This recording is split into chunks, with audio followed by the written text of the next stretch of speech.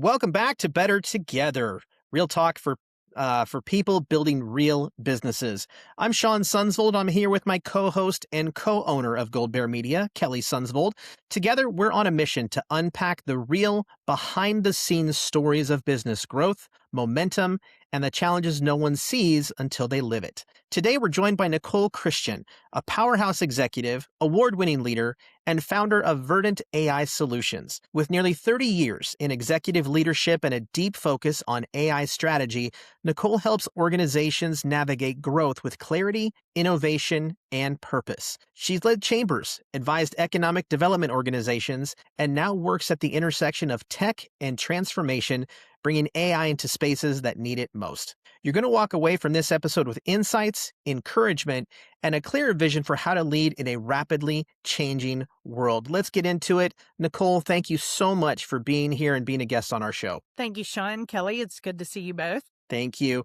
Well, let's kind of start at the beginning for you. What inspired you to make the leap from executive leadership and start launching Verdant AI Solutions? Really, there were a few things that intersected, and the culmination was me taking the leap. And I think that happens, at least I've seen that happen to entrepreneurs over the course of my career.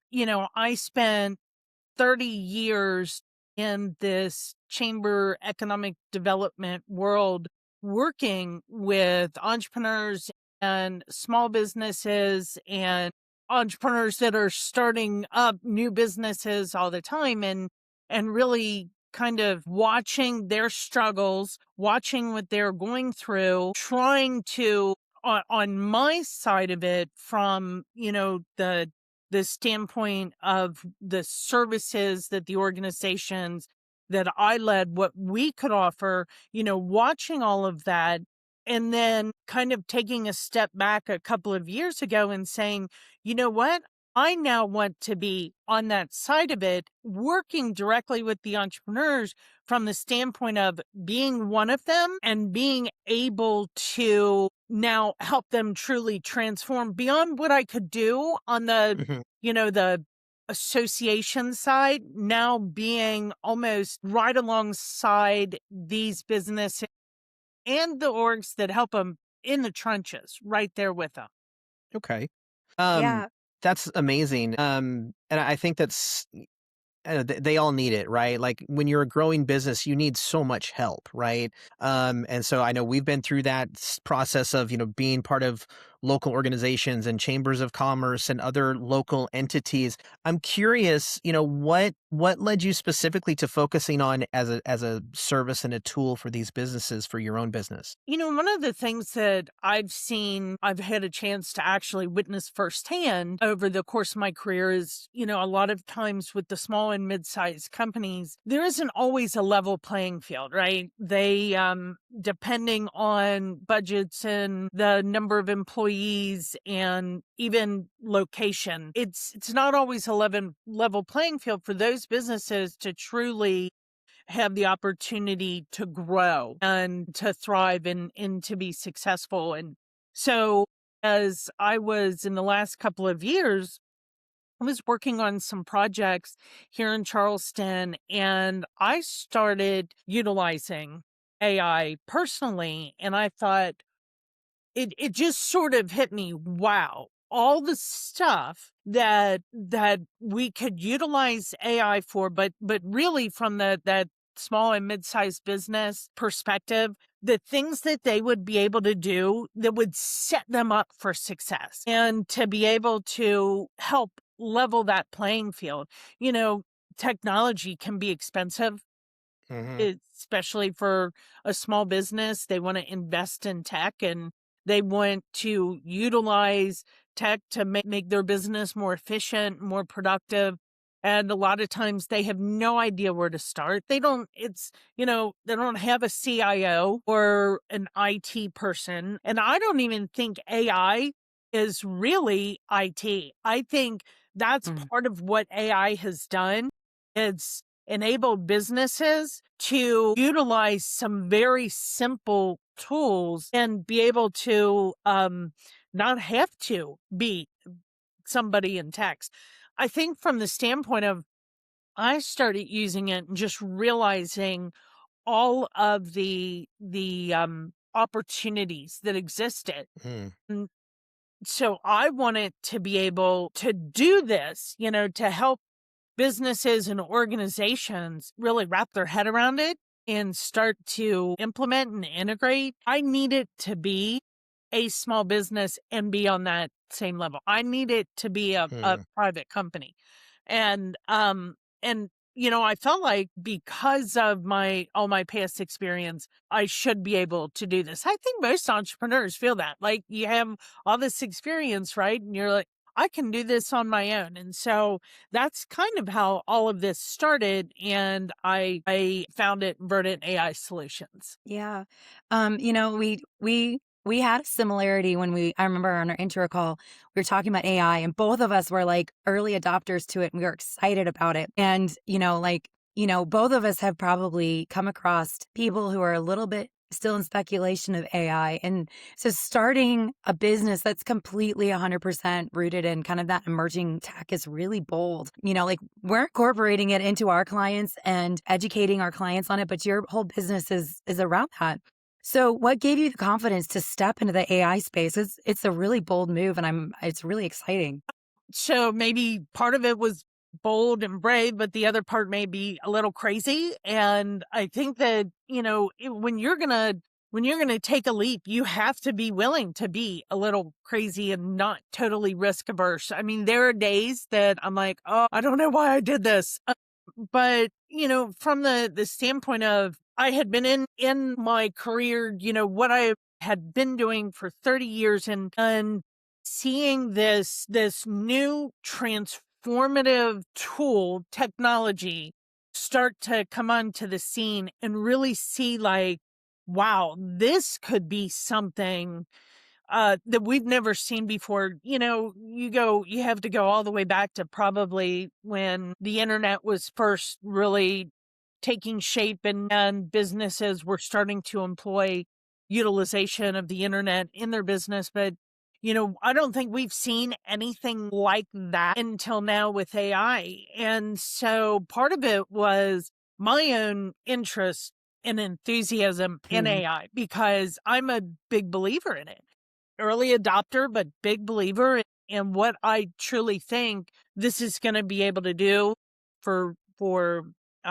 all businesses, all organizations, and even individuals. So that was part of it. The other part was kind of time for a change. I wanted to take all this experience and start to use it in a different way. My enthusiasm and excitement about AI may not be the norm or the standard right now for most people. So I may yeah. have underestimated that a little bit. I still think it'll all get there, but Mhm.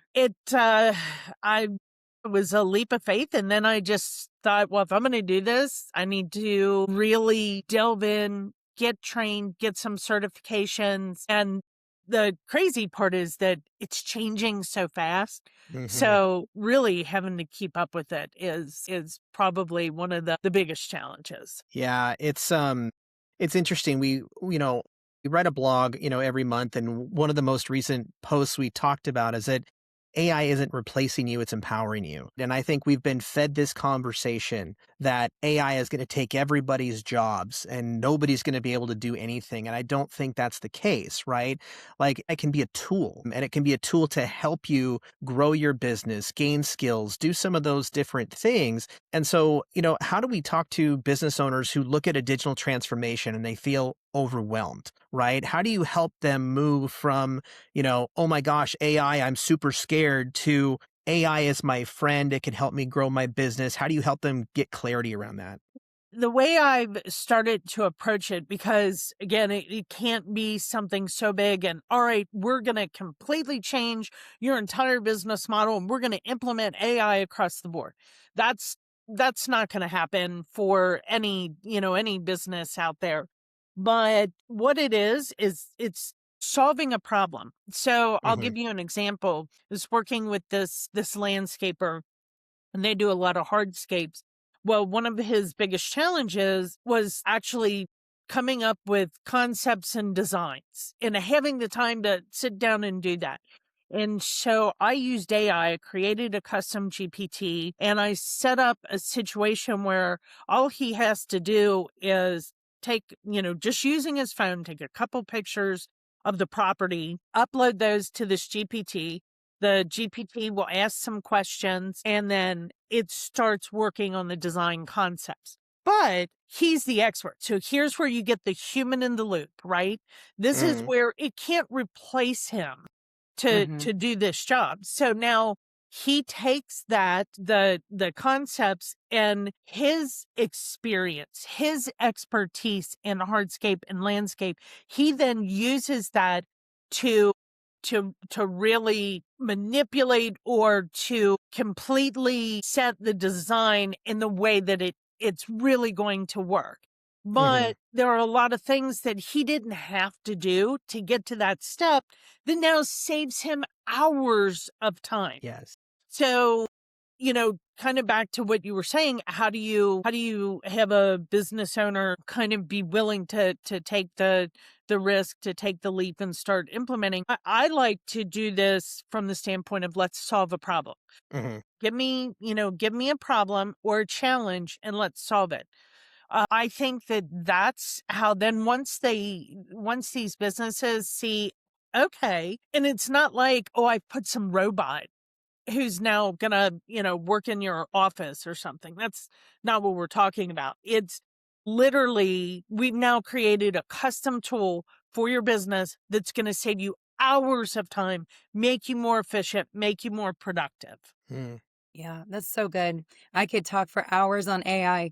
It's such a great conversation. I remember we had a really good intro call, compared a lot of good notes and stuff. So kind of transitioning into you building this business, it's really what this whole podcast is about is the grit and the grind behind the scenes. Like it's hard to own your own business. There's those memes that are like, oh, I'm so glad I quit my 9 to 5. So now I can work 24/7, like it's a lot of work. It's enjoyable. It's very satisfying and it can be, but so what's been the most surprising challenge in transitioning from leading organizations to running your own consultancy? I think for me at least, it does go back to the fact that AI is still so new. So when I started a business, I didn't start something that has been around for decades and people are used to. I chose an industry that's very new and people are still trying to understand and grasp and wrap their head around. So that right there, is a big challenge to take on. But I honestly, personally thought, okay, well, I have all these contacts. I have this huge network, right? Because I've been an executive for 30 years. Mhm. And I thought, well, my AI solutions business is going to focus on small and mid-sized businesses because I've worked with those businesses for, decades. Chambers of commerce, economic development organizations, destination marketing organizations, which are also considered CVBs.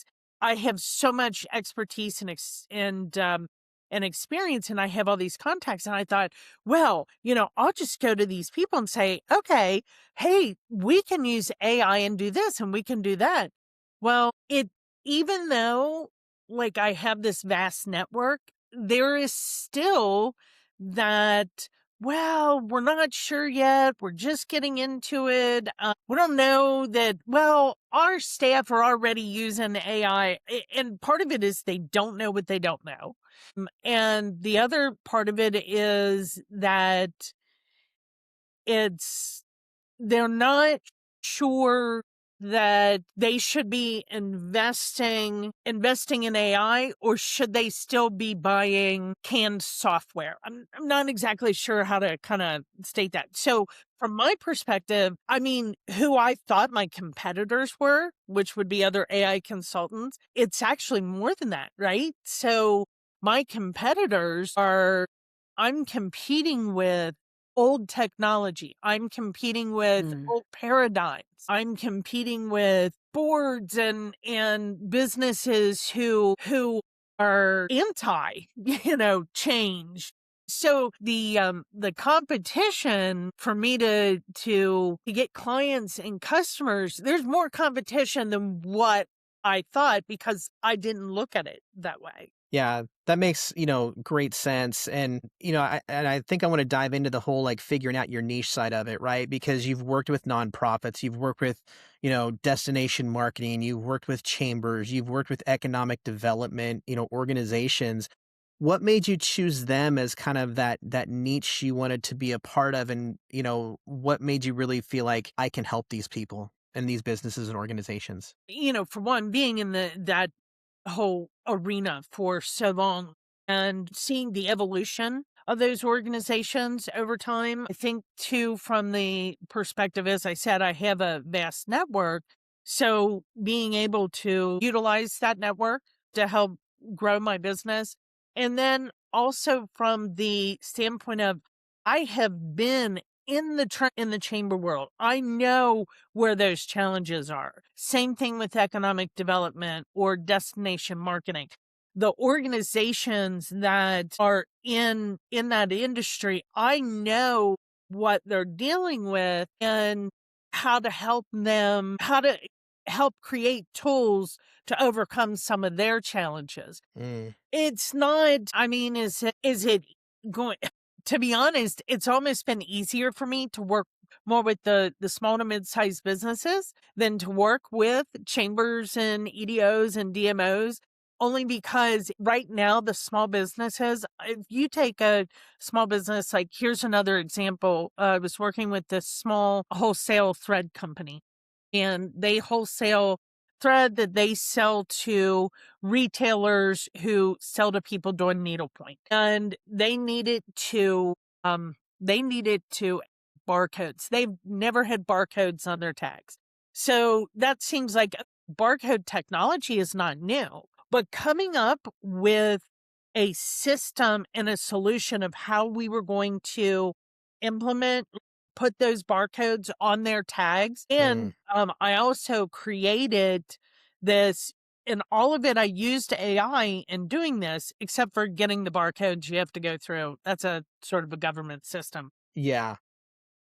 to help them create these tags. I used AI and used their existing software, Microsoft Office tools, but I came up with something that is literally they select a color, they click the button, and bam, instantly their tags are printed. Well, they're put into the layout, so then they can send them to the printer. So again, I think from the small business perspective, it's almost easier to try to tackle their challenge. Where with right now with chambers and with my network, I think it's almost harder to find the specific hook of getting in. Yeah. Yeah, that makes sense. So, looking at your company, what's kind of the moment that you felt like, yes, this is exactly why I started this business. This is exactly why I'm doing this. I think every time I solve a problem, I feel that. That's where you get the satisfaction. That's the reward. I took my knowledge and I helped transform a business using my skill set, my experience, and I made their business either more efficient, more productive, help them make money, save time. I actually did something to help that business. I will tell you though, on the flip side of that, right now, when you're starting a business, those rewarding moments because you're out, the bigger struggle is trying to get the clients, trying Hmm. to get those projects. So the time between the I feel great about it and getting the next project, that downtime that's hard. That takes its toll. So you have to find other stuff to do. Yes, you're out there trying to get clients, but what are other things you can keep doing to help grow your business Mhm. between those projects? That was like initially there was the big high, the launch, and oh, this is great. And I've got a couple of projects. And then you hit the low. Mhm. And it's so honestly, what I've had to do is how do I fill that time? Yeah. I think there's so much when you start a business, right? It's like that, it's almost like boom or bust, right? It's like you get going, you've got that energy, you get your few clients, and the next thing that happens is you've got to deliver on all that work, right? And then while you're going to deliver on all of that work, you realize that you just put all your marketing on hold, only to get to the point where then you get done with the work and have to go back and hustle it to get more clients. And that cycle is just repetitive and repetitive and repetitive, right? So I think it's hard as a business owner to get through some of those points, and it creates pressure, right? We feel that pressure, and I'm curious. You just personally have been through a number of different things and led through some different crises, right? So you've been a part of Sandy. We've been through COVID-19. Floods have been a part of some of your history as well. I'm curious how those things that you went through shaped your approach to risk and resilience as a founder, in your business. And this is probably not for everybody, but for me, I really felt that I thrived in those situations. I remember, since the more recent of all those was COVID-19, and I was in Garrett County, Maryland at the time, and it's very a tourism oriented economy. And it was, I mean, when the shutdown happened, you're talking about stalling our entire economy. And so, really doing everything possible from a personal or an individual perspective, and as the leader of the chamber, of how are we going to help our businesses and our community get through this, and really diving into it. And, Kelly, you mentioned spending hours, that it's not a 9 to 5 job. And Mhm. I remember, even in those situations when I was dealing with catastrophic situations or crises, that's putting in all the extra hours, it feels good at the end when you can see the result. So for me, taking that risk of starting my own business and knowing I'm going to have to put in a lot of hours, that wasn't even like, I was ready for that. I was excited. Mm, And when I'm working on a project, if I'm working until all hours of the night, that's okay, because for Mhm. me, I get energized doing that. But Yes. I feel that. I feel yes, that completely. Yeah. but on the other side, Shawn, where you said that whole cycle, right? The repetitive cycle, you're working on projects. Okay, now it's back to now we got to get the marketing engine going again, and let's try to get some customers. One of the things that I also felt in the very early stages, and I still kind of feel this way sometimes, starting a business, like the basics of starting a business, can be so overwhelming, of yeah. all the stuff you have to do. You have to build your website. You have to create your marketing plan. You have to, there's all this stuff you have to do. This peer group that I'm a part of, and where I've gotten a lot of my training, my AI training, and I'm part of this big network. We have a group that meets all the time for your consulting blueprint, right? If you're Hmm. starting your consulting business, here's your blueprint. And every week there was different stuff. They're saying, okay, now you need to do this, and you have to create your Google business profile, and you have to do this. Mhm. And in the meantime, I'm also always, I have to be a continual learner, because Hmm. the what I've chosen to do with AI, it is changing every day. New tools, new updates, new upgrades, new platforms. Platform where you're using or you knew about is now gone, and it's transitioning and evolving so fast. So I'm trying to start this business, build this business, and continue to learn about this whole AI world. It can be really overwhelming. Yeah, and it's funny, we were talking with a client of ours, within the last couple days, and one of the conversations is that as a small business owner, you literally wear every single hat. And if you don't know something, you get to be the one to figure it out, or you have to hire somebody out to do it, which I think, it makes it hard to get things going because you literally have to be the expert in everything, right? When you get started on your own.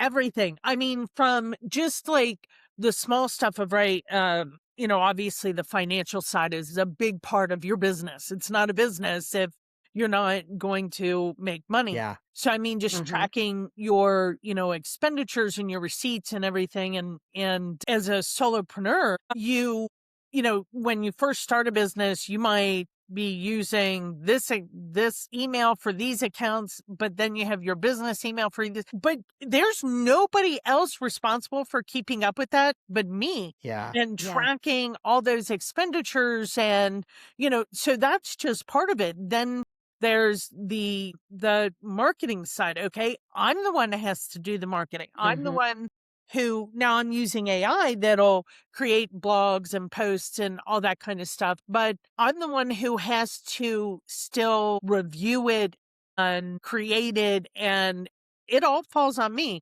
If something on my website stops working, I'm the one that has to fix it. Mhm. Yeah. Yep. If want some of my equipment. How about that? If Yeah. my equipment stops working, I'm the one. I can't call in IT and say, "Hey, why isn't this monitor working like it's supposed to?" or whatever it is. Right. Why isn't the printer? It's me. That's it. There Yeah. is nobody else. Yeah, I remember.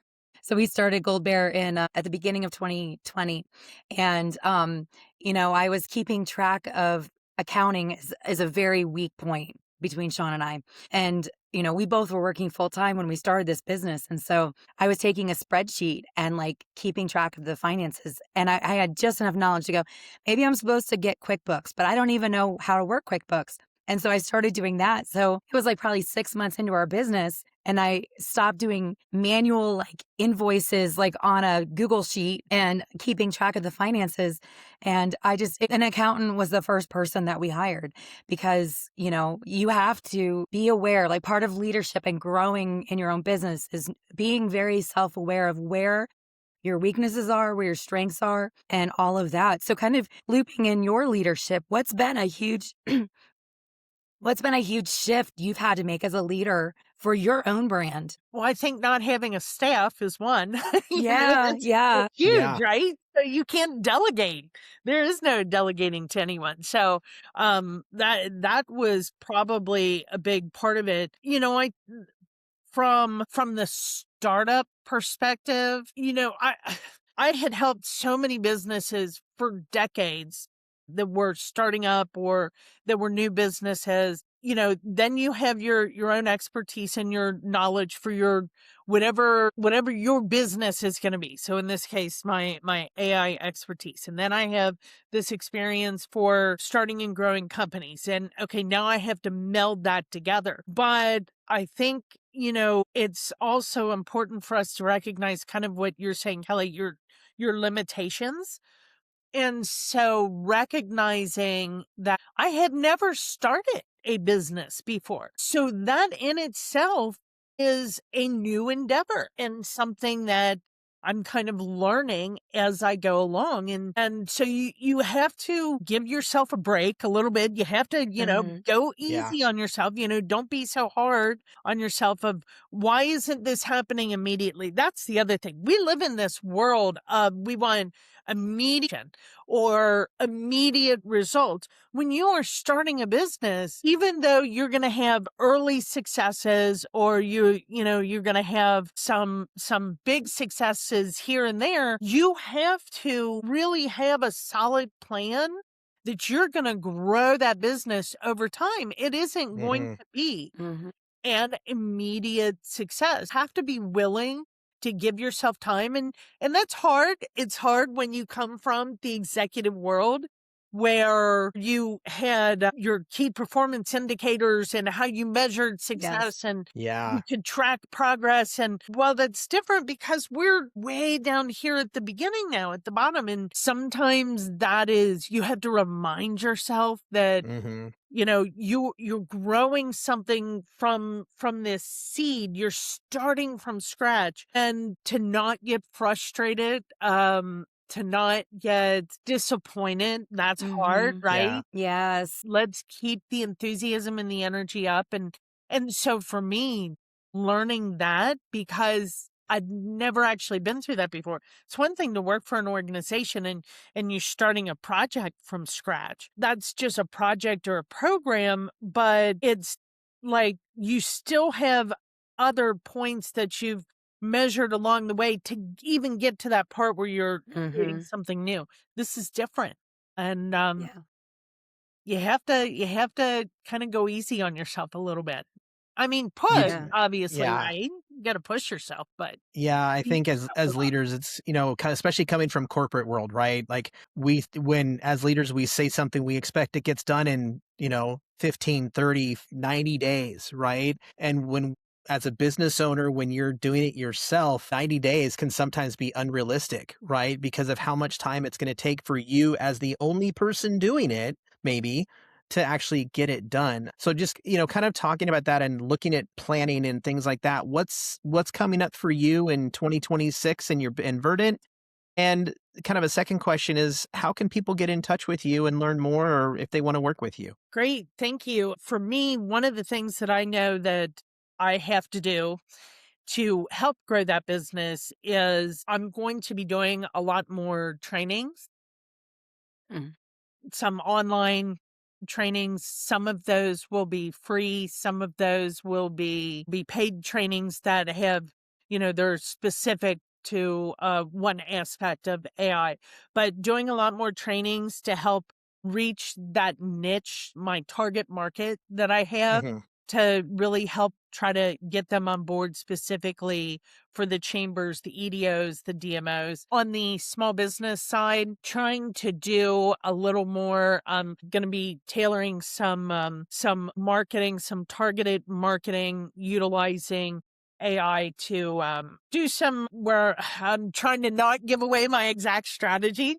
So that's hard, but I'm going to be focusing on some businesses in a certain regional location and Okay. starting Okay. from there. So instead of just saying, "Hey, I'm here for the whole, US or the world," I'm going to actually focus on a geographic region Okay. and try to work with some of those businesses.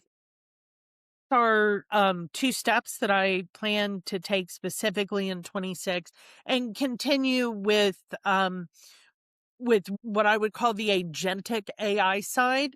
So Okay. I'm going to really be focusing on, yes, there's the general generative AI, but I'm going to be focusing a lot on creating agents and automations. That's where I feel that it will have AI is going to have the biggest impact Hmm. on businesses, whether it's an organization or small or mid-sized business, but creating those custom automations and agents for businesses. So really continuing because AI keeps evolving there. So keeping up my training, learning the new stuff and building on that part.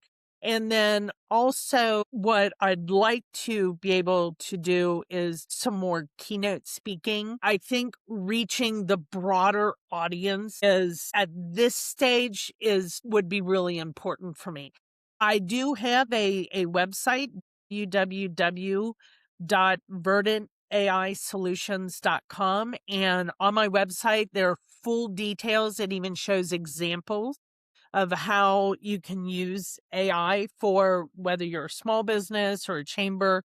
I've got all of those samples up there along with all the services that I provide. And I do offer a free 30-minute consultation for starters. I also use an AI readiness test that you can take on my website. It's a very basic test, but it kind of just gets people thinking.